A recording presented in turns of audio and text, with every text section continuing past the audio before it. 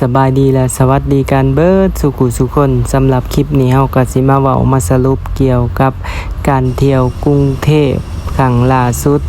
ของบ่าวแม่นไส้กับลูกที่ได้ไปเที่ยวกรุงเทพสำหรับการเที่ยวในครั้งนี้ก็ได้บทเรียนหลายๆอย่างโดยเฉพาะก็คือได้บทเรียนจากสนามบินสุวรรณภูมิเลยทุกคนถือว่าในครั้งนี้เป็นบทเรียนอันล้ำค่าและก็เตือนบ่ให้เฮาประมาทอีกสำหรับการเดินทางต่างๆทุกคนซึ่งว่าคลิปนี้เฮาก็เริ่มต้นจากการพาเบิ่งพาชมการลงจอดของเครื่องบินเนาะนี่ก็หลังจากมาฮอดกรุงเทพแล้วเฮาก็หาที่พักแล้วก็พากันเที่ยวถือว่ามื้อเที่ยวมื้อทำอิฐนี่ก็พาแอนนามาเที่ยวอยู่สวนน้ำเดอะมอลล์ทุกคนเดอะมอลล์บางแคบ่เป็นมื้อที่2มื้อสิกลับก็ถือว่าพาแอนนาขี่รถไฟฟ้าเฮาก็ไปหลายที่หลายบ่อนซึ่งว่ามากรุงเทพครั้งนี้ก็นอน2คืนเท่านั้นทุกคนแต่ก็ได้ไปหลายบ่อนอยู่ว่าจะไปหลายๆบ่อนแต่ว่าก็ย่านแอนนาเมื่อยแอนนาก็ยังน้อยอยู่พาย่างหลายก็บ่ได้แต่นี่ก็ยังจำเป็นพาเพิ่นย่างหลายบ่อนเติบ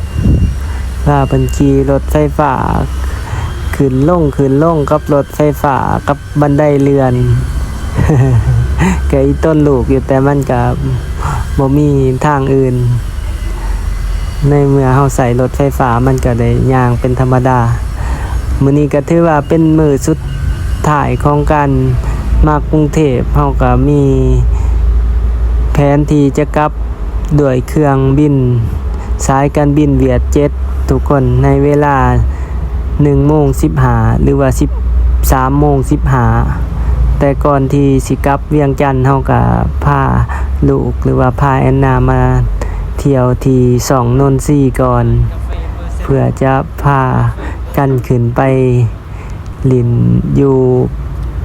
ตึกนี่ทุกคนที่มีคาเฟ่ของอาราบิก้าบ่ที่ว่าเห็น FC เฮาคอมเมนต์บ่แม่นใช้ก็บ่ได้อ่านชื่อร้านกาแฟจักเทื่อมีแต่เบิ่งเห็นสัญลักษณ์เปอร์เซ็นต์ 0% หั่นก็เลยเอิ้นแต่ร้านเปอร์เซ็นต์มื้อนี้เฮาก็มาที่2นนทรีย์ถือว่าบ่อนนี้ก็บ่ได้มาโดนแล้วทุกคนมื้อนี้ก็ถือว่าได้มานี่ก็ถ่ายบรรยากาศให้ทุกคนได้เบิ่งแล้วก็พาแอนนาเบิ่งแอนนาก็บ่สดชื่นปานใดมื้อนี้เพิ่นก็อันนั้นบ่อยากเมื่อบ้านแน่เพิ่นว่า มาแล้วมาม่วนเพิ่นว่ามากรุงเทพแล้วก็เมื่อยพร้อมเพิ่นว่าย่างหลาย พอพาย่างหลายโพดเพิ่นว่า แต่มันจำเป็นเนาะทุกคนแต่ว่าเฮามาก็ถือว่าได้จองตั๋วเครื่องบินแบบราคาถูกจองไว้แต่เดือน2เดือน3พุ่นน่ะทุกคนตั๋วคนหนึงละ300 บาทนี่แหละเฮาจองไปกับ2คนกับลูกจากอุดรกับกรุงเทพนี่บ่ถึง 2,000 บาททุกคนน่าจะอยู่ที่ 1,600 1,700 นี่แหละจือๆถือว่าจองไว้หลายเดือนเติบแต่ว่ามาครั้งนี้มันจะเป็นแบบไฟบังคับมานะทุกคนเป็นแบบไฟบังคับตอนมาก็มาฮอดกรุงเทพ 4 โมงเวลากลับก็ต้องกลับเวลา 1:15 เครื่องออกถือว่ามาที่24กลับที่16ทุกคนเวลาเพียง2คืนเท่านั้นแต่ไปไสก็อยากกระเทินแน่ ไปไสก็อยากแน่แต่พาเพิ่นมาหานคาเฟ่นี่เฮาก็สิมาถ่ายรูปก่อนเมื่อออกมาตอนนี้ก็ถือว่าเวลา 10 โมงเท่านั้นได้ทุกคนคิดว่าจะมาถ่ายรูปกินนั่นกินนี่พาลูกกินข้าวแล้วก็สิพากันขึ้นรถไฟฟ้าใต้ดินไปต่อที่ Airport Link มักกะสันหั้นแล้วก็สิไป ไปสุวรรณภูมินะทุกคนนี่ก็มาที่ตึกนี่ก็ถือว่าเพิ่นรีโนเวทหลายอันหลายอย่างเติบเลยนี่มีแต่งามรู้ขึ้นหลายทุกคนก็ถือว่ามาครั้งนี้ก็พาแอนนามาเบิงมาส้มกรุงเทพเนาะเพื่อเปิดโลกทัศน์หรือว่าเปิดประสบการณ์เพื่อให้ลูกได้เห็นสิ่งใหม่ๆหรือว่าได้เห็นโลกกว้างได้เห็นหลายๆสิ่งหลายๆอย่างเพื่อให้เป็นพัฒนาการของเพิ่นในการเติบใหญ่เฮาก็ บ่ฮู้ว่าสิมีโอกาสได้พาลูกมาแบบนี้อีกหรือบ่ก็เลยช่วงนี้มีโอกาสก็เลยถือโอกาสพาลูกมาทุกคนแต่ก็เมื่อยอยู่เนาะเพราะว่าพาลูกย่างหลายเฮาก็บ่คิดดอกเรื่องย่างแต่อีต้นลูกบางเทื่อเบาแม่นไส้ก็ได้เจียได้อุ้มเพิ่น ได้เจียได้อุ้มเพิ่นเพื่อบ่ให้เพิ่นเมื่อยแอนนากับปีนี้ก็กำลัง7ปีเด้อทุกคนน้ำหนักเพิ่นอยู่ประมาณ25-27โลเนี่ยเดี๋ยวนี้แต่แค่แน่ที่ว่ามาขี่รถไฟฟ้าใต้ดินเนาะเขาเจ้าบ่ได้เก็บเงินเด็กน้อยใครบ่หนึ่งนี่ก็มาขึ้นมาที่คาเฟ่อาราบิก้านี่50%ถือว่าวิวบอนนี้งามหลายแล้วก็ค่าใส่ใจายก็บ่สูงหลายขึ้นมานี่ถือว่าเพิ่นก็บ่ได้เก็บค่าขึ้นทางเฮาขึ้นมาขี่ลิฟต์ก็หรูหราขนาด ลูกได้เห็นลูกก็ดีใจนะมาเพิ่นก็เห็นวิวโอ้เพิ่นน่ะดีใจขนาดเพิ่นถ่ายรูปแอคไปแอคมาได้เพิ่นมักถ่ายรูปแอนนาเป็นคนที่ว่าเวลาเจอกล่องแล้วเพิ่นแอคท่าเป็นดอกเพิ่นเป็น มีอารมณ์ศิลปะนี่เฮาก็ถ่ายรูปมุมนั้นมุมนี้ช่วงรอท่าการสั่งกาแฟเนาะเฮาก็สั่งเป็นกาแฟ1แล้วก็เป็นไอศกรีมมัทฉะ1กาแฟเพิ่นก็บ่แพงเนาะมี3ขนาดขนาดน้อยขนาดกลางขนาดใหญ่ก็บ่แพงหลายเริ่มต้นกาแฟก็จื้อๆก็ประมาณ120 บาทแล้วก็150แล้วก็ประมาณ200นี่แหละทุกคนก็ถือว่าบ่แพงเนาะวิวหลักล้านแบบนี้ถ้าไปขึ้นตึกอื่นนี่ก็ถือว่าเก็บเงินค่าขึ้นได้บางตึกก็แต่นี่เฮาได้มาเห็นวิวแบบโอ้แบบสวยงามเลยสั่งกาแฟจอกหนึ่งกาแฟ120 บาทเนาะก็ราคาก็บ่สูงหลายได้คันสิเว้าเทียบกับ Starbucks นี่ก็ค่อนข้างว่าสูสีกันแต่ว่า Starbucks บางบ่อนก็บ่ได้เห็นวิวแนวนี้ได้ หลายบ่อนแหละบ่แม่นบางบ่อนบ่มีวิวแนวนี้แต่เฮามานี่ได้เห็นวิวแบบถือว่าคุ้มเลยก็สั่งไป 2-3 อย่างสั่งครัวซองให้แอนนากินหลังจากสั่งกินชมวิวแล้วก็มาจะพากันเล้งแบบนี้อยู่ในคาเฟ่หั่นจักว่าเวลามันผ่านไปตอนใดว่าสิออกจากคาเฟ่บ่ให้เกิน 11 โมงเพิ่นอยู่คาเฟ่ไปฮอด12 โมงเลยทุกคนผู้ที่ฮอด11 โมง57 นาทีนี่แหละผู้ที่มาเบิ่งคิดถึงว่าเฮาต้องเช็คอินก่อนขึ้นเครื่อง1 ชั่วโมงโอ้ยแบบคือท่านแล้วก็ยุงเลยทุกคนยุงเลยบัดนี้ก็เลยโทรให้พี่เมฆเช็คอินออนไลน์ให้เช็คอินก็เกือบบ่ได้บัดนี้เช็คอินออนไลน์เปิดได้บัดนี้ได้ก็ยังอีกขอหนึ่งก็คือเฮาต้องไปหอดสนามบินก่อนประมาณ45 นาทีพี่เมฆว่าแต่ตอนเฮาออกจากตึกก็ประมาณ 11 โมง57แหละ57เฮาต้องไปสนามบิน ให้มันทันประมาณ12:20 นาทีจังสิเข้าไปเกตได้นะทุกคนเราต้องหอดอยู่ประมาณ12 โมงบ่เกิน12 โมงครึ่งนี่แหละบ่เกิน12 โมงครึ่งแต่ว่าเราออกจากตึกออกจาก2โน่นซี่พอดี12 โมงทุกคน12 โมงเพื่อจะมาหารถลงมาที่รถไฟฟ้า MRT เฮาต่อจากรถไฟฟ้าสายสีเขียวแก่หันมาลงที่ MRT ศาลาแดงแล้วก็มาขึ้น MRT จะไปลงที่มักกะสันเนาะมักกะสันแล้วก็ต่อ Airport Link นะทุกคนทำอิดก็เฉลี่ยเวลาว่าน่าจะประมาณชั่วโมงครึ่งนี่ก็น่าจะทันสนามบินสุวรรณภูมิแต่ว่าลืมไปอยู่ในคาเฟ่หันจนหอดเกือบหอด12 โมงนะทุกคนบัดนี้เฮาก็ประมาทแน่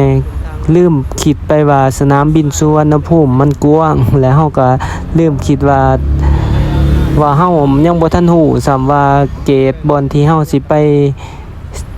ยืนปีเช็คอินหันอยู่บอนใดหั่นนะทุกคน